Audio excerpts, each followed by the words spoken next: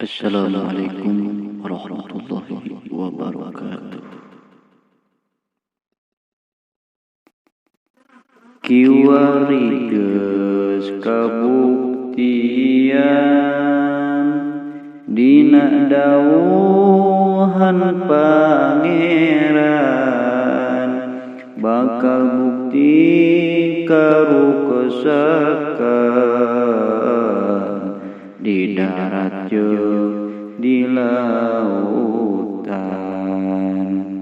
Kitu teh kasab manusia, tapi teu boga rumasa, tara daek ngaku dosa, padahal geus bukti nyata. Akhirna mah silih fitnah, manjarkeun batur nu salah, tinggal umat anu susah, nu di luhur pada ngeunah. Abdi umat anu lemah, oge hukum teu merenah, kade kabeh pamarentah, sing karunya rakyat susah. Hayu urang babarengan, tingkatkeun ku kaimanan,